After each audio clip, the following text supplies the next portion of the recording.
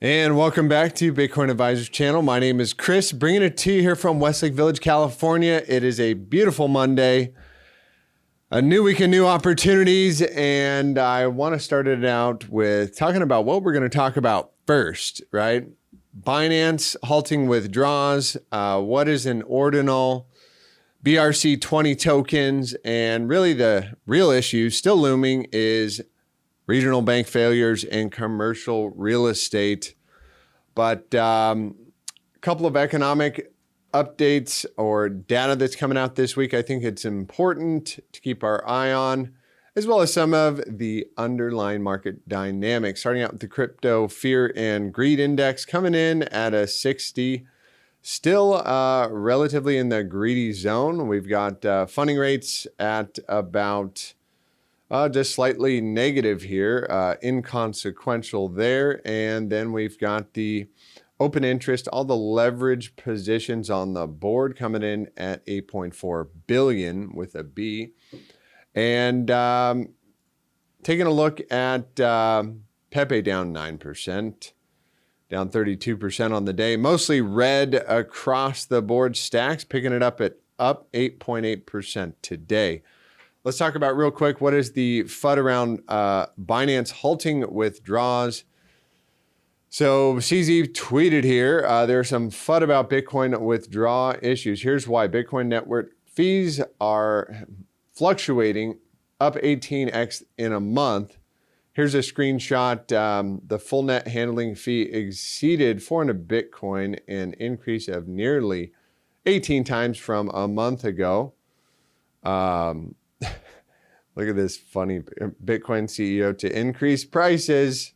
It's just FUD, guys. I imagine short term, they're going to fix whatever it is on the Bitcoin network. It'll be fixed. And what is the problem? What's going on? Well, apparently the hash rate is going through the roof at the Bitcoin miners because of ordinals. What is a Bitcoin ordinal? It is the first NFT collection to be minted on the Bitcoin network. And essentially what this guy has done is given people the ability to mint an image or print an image on a 1 Satoshi. Again, every Bitcoin is divided by 100 million Satoshis, and now you can mint and track individual Satoshis with a little image, and has also created a surge in what's called BRC20 tokens. It's now a $1 billion industry, which are essentially Bitcoin shitcoins. You can now create little tokens called BRC20 tokens off the Bitcoin network. I'm not an expert in this. All I can say is from the experts that are talking about it, it is a little bit of a shitcoin frenzy on the Bitcoin network, clogging up and making the average cost of a Bitcoin transaction hit over $7. So the highest since July of 2021. And CZ did bring up a good little point here. He said, hey, look, at least we're still cheaper than the banks, right? This is bull market issues. The bright side is we're still faster and cheaper than fiat. Okay, next up, we've got a couple of economic things coming up this week. Thursday, jobless claims and core PPI, and PPI month over month. And then you've got on Wednesday, you've got the inflation, core inflation rate, inflation year over year, CPI, another important day. And then today, in about 15 minutes, 8 minutes now, consumer inflation expectations. We talked about that a lot last week. The official number came out on the 28th. I don't know what it was, but I imagine it was a bit inconsequential as Bitcoin had a little bit of a rally yesterday. And we talked about it last week on Friday as we rallied up into the top side of the trend line. What's the most likely thing to do is, well, when you come into resistance, you sell off and back to the bottom side of this trend line. I do imagine we get a bit of a bounce off of the green 55 here on the daily time frame.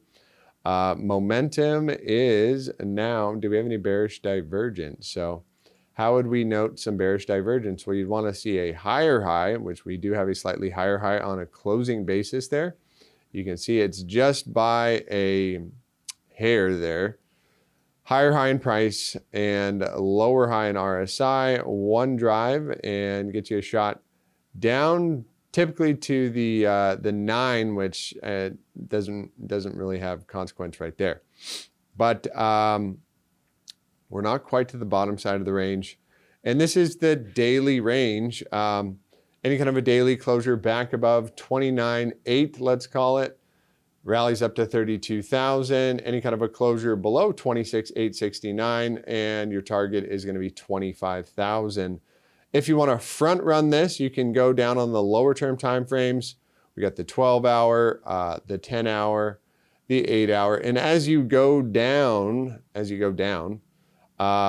you know, your chances of the signal playing out are, I would say, the weaker this signal. So down at a 4-hour closure above there, to be frank, I mean, 4 hours probably good enough for me here. And it does look like 4-hour, it does want to put in a bit of a bounce. We are almost going to cross up above 28,228. Momentum cross back to the upside. So it's got some work to do. Hourly is probably already crossed up, and it looks like a bit of a bounce on the hourly time frame is due, at least a shot up to 28,175 on the hourly time frame. And personally, I'd be waiting for the 12-hour, or if I really wanted to get aggressive, 4-hour closure above or below any of these regions, and probably good enough to catch the next big move. Let's check out the dollar. Dollar is putting out a bit of a bounce off this bottom side resistance. Looks like there's quite a bit of a selling pressure down there at $101. And it's going to be Mother's Day this week on Sunday. So happy Mother's Day to all the mothers out there, if I don't get a chance to mention it sooner than later. But essentially looking for a closure above 101.78, and dollar's going to rally. Risk assets probably take a hit. NASDAQ holding it up strong. Nice, healthy closure on the daily, and the S&P as well. I guess the S&P target is up there. And we will have a couple drives of hidden bullish divergence, which should get us a shot at least to the top side of the range at 41.93. But overall, again, base case is recession comes, and at some point this year, you know, S&P heads down to about $3,200. Again, biggest bull trap fake out of the year. And could it go higher? Yeah, you know, could it go higher is the question. And yeah, absolutely it could, but it can also go a lot lower. And I'm going to get rid of this, as this is no longer valid at the moment. S&P dollar. Let's check in on gold really quick. Gold coming in at 20,024. We did say likely to sell off there. As the dollar comes down, gold goes up, but overall target for gold is 22,800. Call it, let's see, on the weekly time frame, that is our target. Yep, at 2280 at some point this year. You know, gold moves slow as a snail's pace, but as people look for an alternative form of currency, and guys, just, you know, I'm more convinced than ever. Everything forever priced in Bitcoin gets cheaper.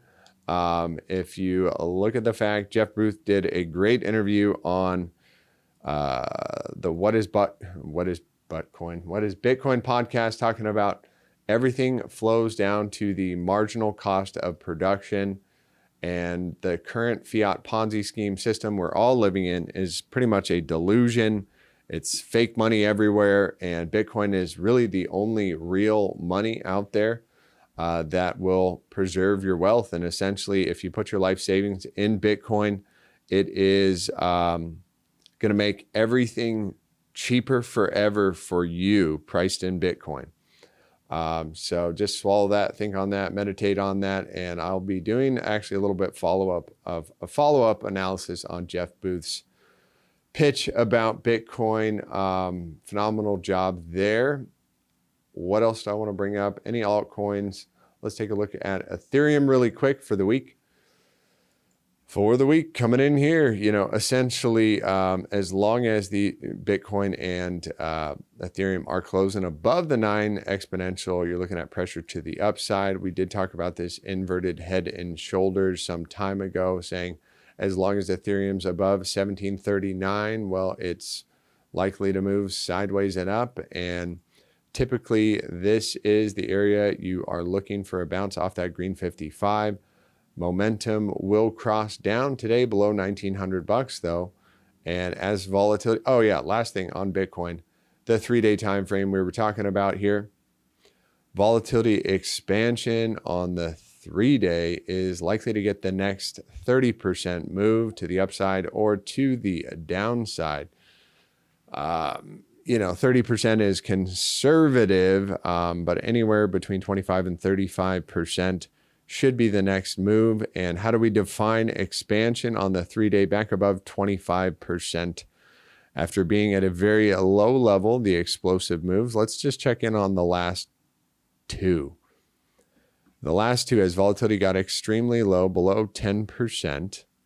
All right, let's look at the last three. The last three moves, I'll just mark them off here. Expansion,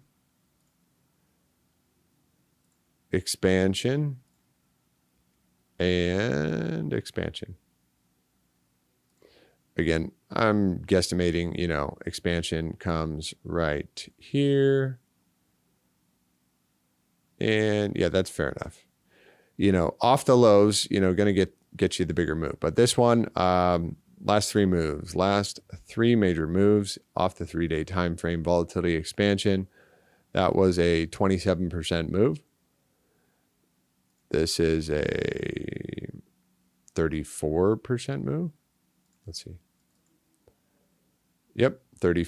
No, to be fair, expansion could have been defined off of this, right off of this pivot. So we can take it from here to there. There's 44%.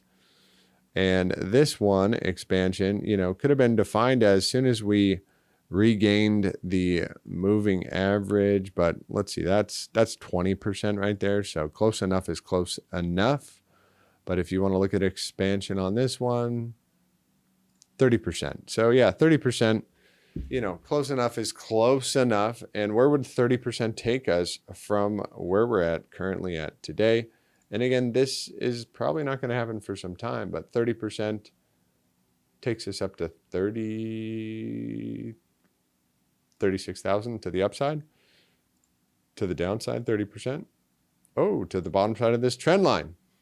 Could this maybe be where the next major buying opportunity is, around 20,000 bucks? Well, if we lose 25, definitely coming down to 20,000. And that's why, hey, we're here to kind of look at the best trade setups and look at a strategy for the long-term accumulation of Bitcoin. I do think it'll bode well for your retirement. I don't care if you're 16-year-old in high school. I was just explaining to my daughter the whole debt spiral thing, how we're spending more money every year than we're taking in, and how the rich are getting richer and the poor are getting poorer. And the only way to get out of the system is to own some dang Bitcoin. So might as well learn how to trade it now. And she's like, okay, how can I put $100 in Bitcoin? Well, finally convinced my 16-year-old daughter. Haven't convinced my parents yet. They're pretty stubborn. Anyways, I will get back to you tomorrow with some more updates. I hope you have a blessed and highly favored day, and take care.